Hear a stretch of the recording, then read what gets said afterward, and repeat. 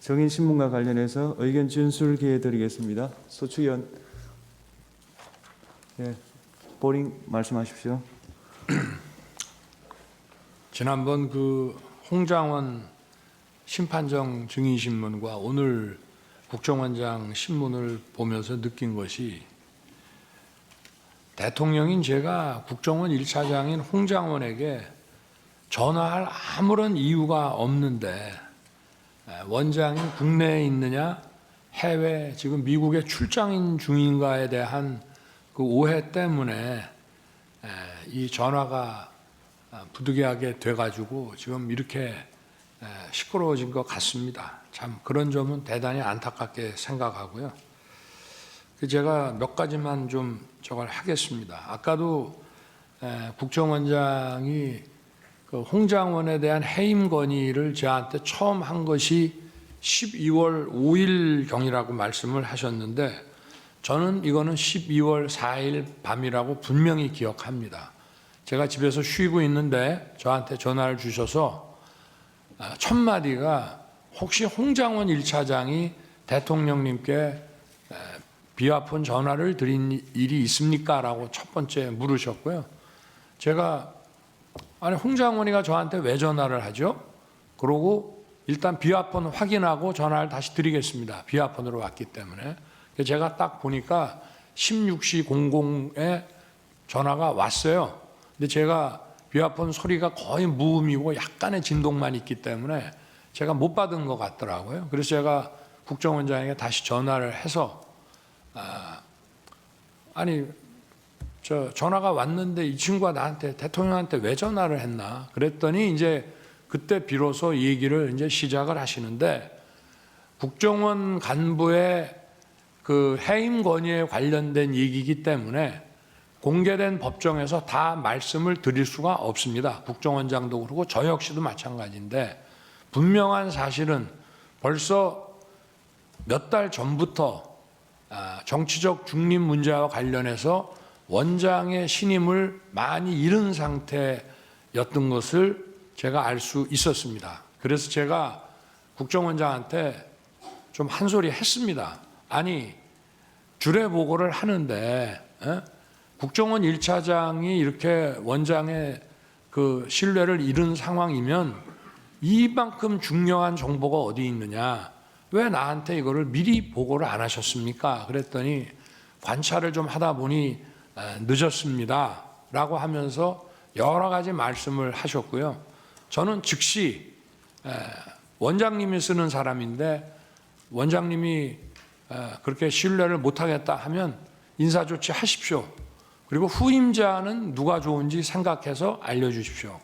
그래서 아마 후임자 얘기가 그 다음날 있었을 것을 원장님께서 아마 이 두 가지를 섞어서 좀 생각하시는 게 아닌가 싶고요. 저는 기억이 분명합니다. 그리고 제가 원장님으로부터 그 해임 사유를 들어보니 홍장원 1차장 본인도 자기가 이미 국정원장한테 많이 눈 밖에 나가 있고 신뢰를 잃었구나 하는 사실을 본인이 알 수 있었을 상황입니다. 그런데 제가 12월 3일 계엄 당일날 저녁 한 8시경쯤 경찰 저 삼청도 안가를 다녀와서 좀 있다가 국정원장한테 전화를 한 이유는 분명히 그 전주인가 전전주에 미국 출장 때문에 주례 보고를 못합니다 라고 저한테 얘기를 했기 때문에 그 생각이 나서 확인을 한 것이고, 왜 제가 전화를 했냐면 통상 국무회의에는 안보실장과 비서실장이 배석을 합니다. 근데 이건 계엄에 관한 국무회의이기 때문에 국정원장이 오는 것이 맞다고 해서 제가 아마 우리 저 부속실장한테는 뭐 저도 전화하고 국방장관도 전화하고 긴급히 소집을 해야 되기 때문에 또 우리 부속실에서도 전부 보안 손님으로 모시는 거로 해가지고 전화를 여기저기 했을 겁니다. 그런데 제가 저 비서실장, 안보실장, 국정원장까지 다 연락하라고 아마 부속실에다가 얘기를 했던 모양인데, 가만히 생각해 보니까 국정원장이 해외 미국 출장 간다는 얘기가 있어서 제가 전화를 한 겁니다. 그래서 제가 그 워딩을 그대로 말씀드리면 원장님 아직 거기시죠? 제가 이랬습니다. 저는 미국으로 생각하고 그랬더니 예, 저 아직 여기입니다 라고 답을 하셨습니다. 그래서 저는 그게 미국에 여전히 계신다고 알았기 때문에 나중에 말씀하셨다는 것은 그때 우리가 길게 얘기할 상황이 아니고 네, 잘 알겠습니다. 일 잘 마치십시오. 이러고 제가 전화를 끊었는데 그리고 나서 8시 반경에 부속실장이 모시고 들어오길래 제가 화들짝 놀랍니다. 원장님 미국 안 계셨어요? 하니까 내일 출발합니다 라면서 아마 그 뒤에 말씀을 하셨던 것 같고요. 제가 국정원장께 전화한 거는 계엄 국무회의니까 국정원장이 있어야 된다고 해서 이제 한 것입니다.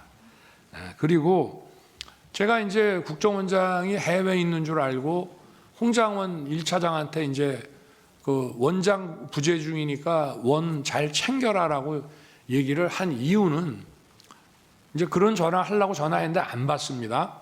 그리고 한 20여 분 있다가 이제 전화가 오는데 제가 전화를 딱 받아보니까 홍장원 1차장 목소리가 뭐 저도 반주를 즐기는 편이기 때문에 딱 제가 보니까 벌써 술을 마셨어요. 본인도 인정했고. 그래서 원장 부재 중인데 이 친구가 이렇게 벌써 사람들 만나서 이게 좀 문당지 않다고 판단했기 때문에 제가 분명히 원장 부재 중이신데 원 잘 챙겨라. 그리고 내가 이따가 우리 홍 차장한테 전화할 일이 있을지 모르겠다. 이렇게 하고 전화를 끊었습니다. 본인은 아마 취 중이어서 제가 원장님 부재 중이신데 라는 얘기를 제대로 원래는 답을 이렇게 해야죠. 원장님 아직 서울 계십니다 이렇게 답을 해야 되는데 답이 없었어요. 알겠습니다 이렇게만 답을 하더라고요. 그래서 저는 진짜 저 원장이 부재 중인 줄 알았는데 8시 반에 강의고 부속실장이 모시고 들어오길래 제가 깜짝 놀랐습니다.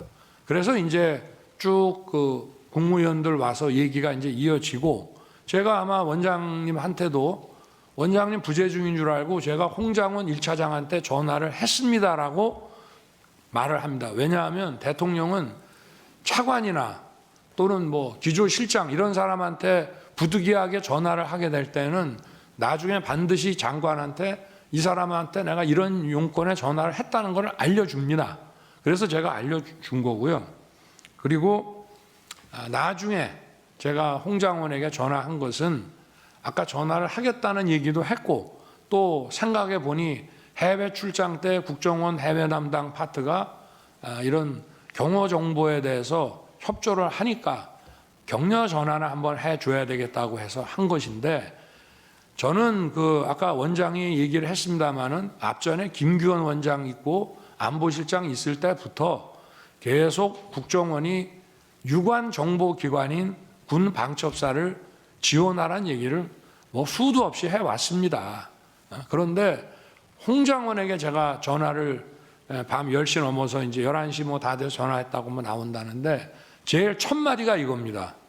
원장이 계신데 왜 내가 원장 부재 중에 잘 챙기라고 했는데 원장 계신다는 말을 왜 안 했냐? 그게 첫 번째 얘기고요. 그리고 방첩사령관과는 육사 선후배니까 육사 선후배 차원에서 방첩사 지원을 좀 잘 해줘라. 대공수사권은 없지만 국가안보조사국을 대신 만들어 놨으니 그 간첩 정보라든가 이런 게 있고 또 국정원은 그 특활비나 자금이 많으니까 후배 있는 여기를 잘 챙겨라라고 얘기를 했고 바로 제가 국정원장한테 전화한 거는 미국 출장 못 가는 거는 그건 당연한 얘기고요. 제가 홍장원에게 좀 전에 전화했습니다. 아마 홍장원도 대통령한테 전화 왔다는 얘기를 저 원장님한테 아마 할 겁니다. 이런 대화를 제가 한 거로 분명히 기억이 됩니다. 그리고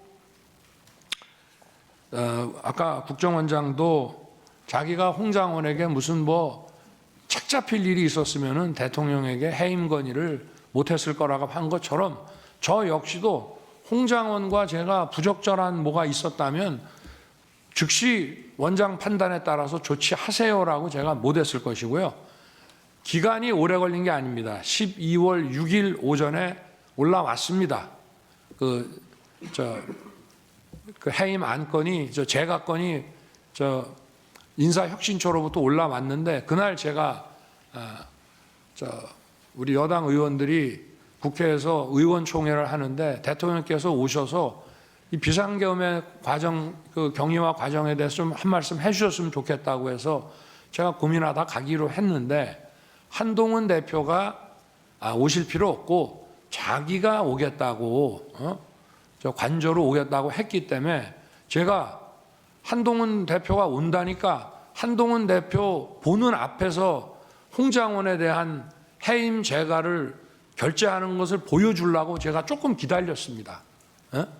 왜냐하면 마치 무슨 그 12월 6일 날 아침에 그런 기사가 났고 제가 홍장원에게 그런 지시를 했다고 막 기사가 나서 그런 오해가 생기니까 제가 한동훈 대표한테 이거 봐라. 내가 홍장원한테 이게 약점 잡힐 일이 있으면 이거 제가 하겠냐라고 하면서 들어와서 얘기 좀 나누다가 가기 전에 제가 제가 하는 데 가서 한동훈 대표 뭐 가까이 봤는지는 모르겠습니다만 오라 그래서 제가 하는 것을 보여줬고요.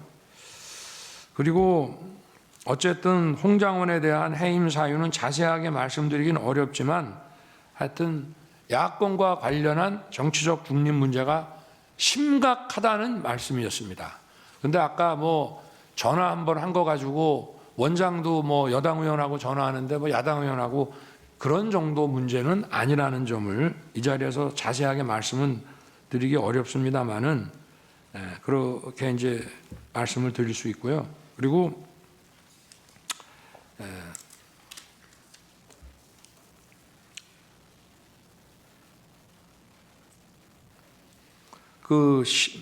저도 한번 엊그제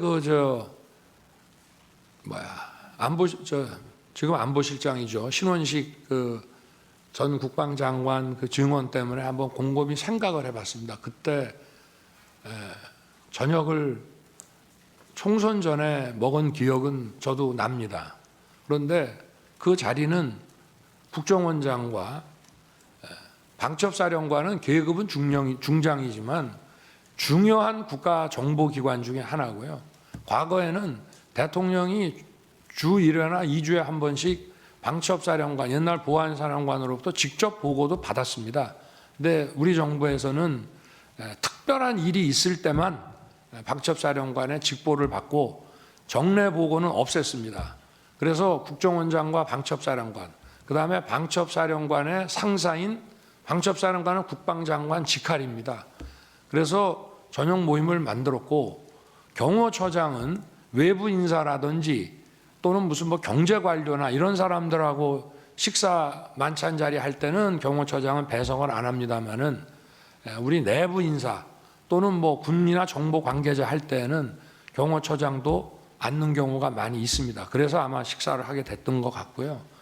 그래서 제가 뭐 무슨 비상계엄 얘기를 했다 하는데 제 기억에는 그날 아마 이종섭 전 국방장관을 호주의 호위함 수주를 위해서 호주 대사로 보내고 아그레만까지 받았는데 무슨 런종섭이니 하면서 정말 본인도 아주 뭐 인격 모욕을 당하고 사직까지 했고 결국은 어떤 고위직의 활동이 부족해가지고 호주 호위함 수주를 못 받았습니다.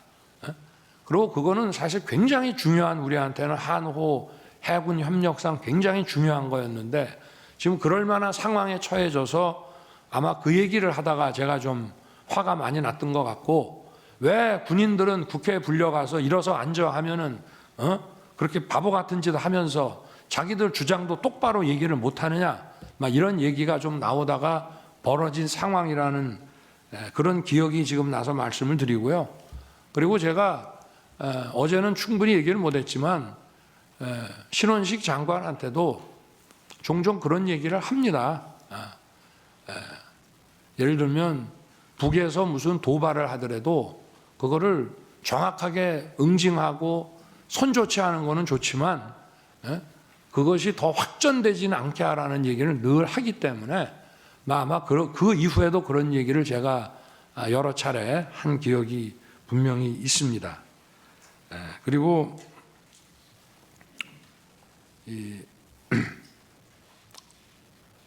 어찌됐든 뭐 국무회의 가지고 많은 뭐 좀 논란이 있었지만 국무위원들이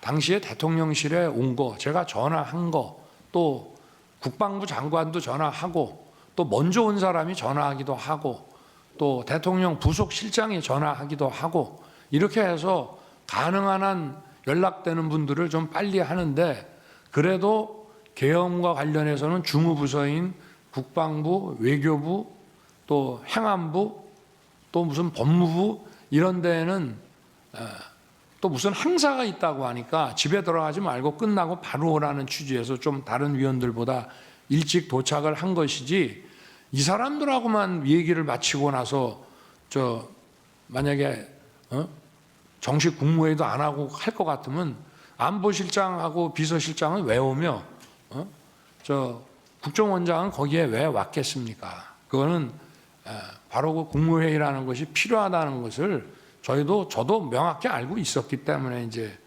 그렇게 된 것입니다. 그래서 하여튼 여러 가지 일들을 막 조합을 해가지고 이렇게 의혹을 제기하면서 어떻게 보면은 완전히 무슨 어디 뒷다리 잡는 그런 얘기들을 소추인 측에서 많이 하시는데, 그런 이제 상황을 분명히 말씀드리고요. 아까 그 질문 과정 중에 보면은 홍장훈 1차장이 뭐 저하고 여러 차례 술도 먹고 뭐 그거는 여기 국정원장도 와 계시지만 있을 수 없는 일입니다.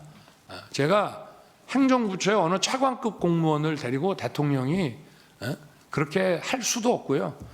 제가 전역하면서 반주한 적이 딱 한 번 있었는데, 원장이 홍장훈 1차장을 데리고 해외 관련 업무, 아마 제 순방과 관련된 업무가 아니었나, 아니면은 어디 무슨 대사관 개설 문제 아니었나 싶은데, 보고가 늦어지고 보고가 계속 밀리고 국정원 보고가 제일 뒤로 가게 되면은 저녁 타임을 놓치기 때문에 저녁 식사 차려놓은 게 있으니까 아마 같이 저녁을 하고 시간이 늦어서 술도 한 잔 곁들였을 수는 있습니다만은 저는 기억력 아주 정확한 사람입니다.